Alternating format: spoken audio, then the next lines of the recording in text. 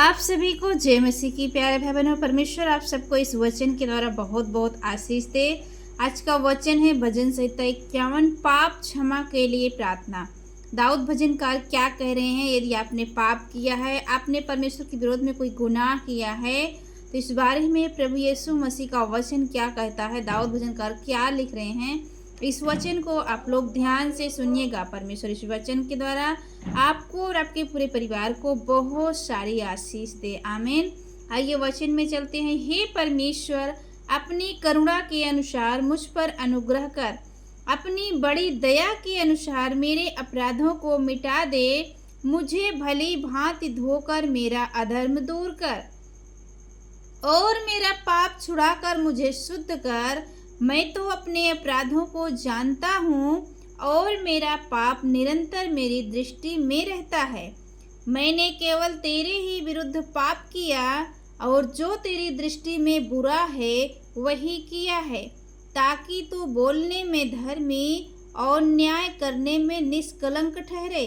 देख, मैं अधर्म के साथ उत्पन्न हुआ और पाप के साथ अपनी माता के गर्भ में पड़ा। हालेलुया। आगे लिखा है, देख, तू हृदय की सच्चाई से प्रसन्न होता है और मेरे मन ही में ज्ञान सिखाएगा। जूफा से मुझे शुद्ध कर तो मैं पवित्र हो जाऊंगा। आमीन। मुझे धो और मैं हिम से भी अधिक श्वेत बनूंगा। मुझे हर्ष और आनंद की बातें सुना, जिससे जो हड्डियां तूने तोड़ डाली हैं वे मगन हो जाएं।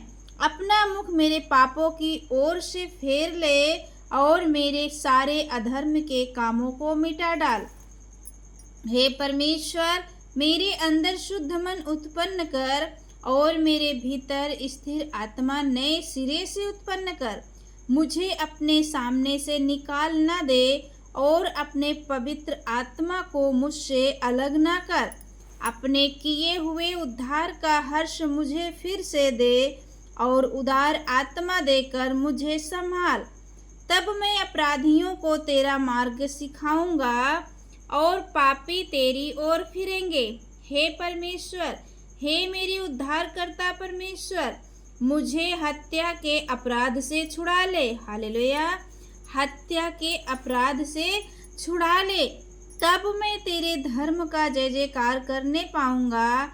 हे प्रभु, मेरा मुंह खोल दे, तब मैं तेरा गुणानुवाद कर सकूंगा। क्योंकि तू मेल बलि से प्रसन्न नहीं होता, नहीं तो मैं देता। होम बल से भी तू प्रसन्न नहीं होता। टूटा मन परमेश्वर के योग्य बलिदान है। हे परमेश्वर, तू टूटे और पिसे हुए मन को तुच्छ नहीं जानता। प्रसन्न होकर सिय्योन की भलाई कर। हालेलुया।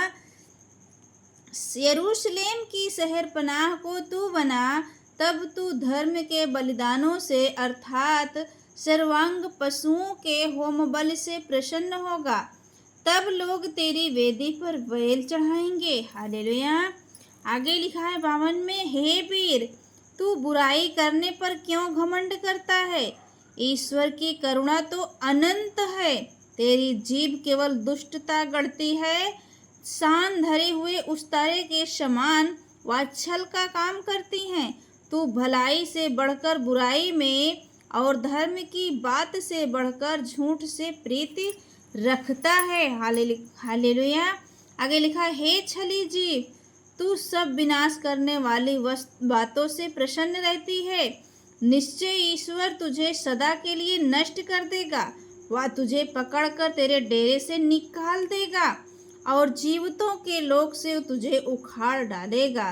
तब धर्मी लोग इस घटना को देखकर डर जाएंगे और यह कहकर उस पर हंसेंगे, देखो, यह वही पुरुष है जिसने परमेश्वर को अपनी शरण नहीं माना, परंतु अपने धन की बहुतायत पर भरोसा रखता था और अपने को दुष्टता में दृढ़ता करता रहा। परंतु मैं तो परमेश्वर के भवन में हरे जैतून के वृक्ष के समान हूँ। मैंने परमेश्वर की करुणा पर सदा सर्वदा के लिए भरोसा रखा है। आगे लिखा है, मैं तेरा धन्यवाद सर्वदा करता रहूँगा, क्योंकि तू ही ने यह काम किया है। मैं तेरे ही नाम की बाट जोहता रहूँगा, क्योंकि यह तेरे पवित्र भक्तों के सामने उत्तम है। आमीन। परमेश्वर इस वचन के द्वारा आप सबको बहुत सारी आशीष दे। हालेलुया।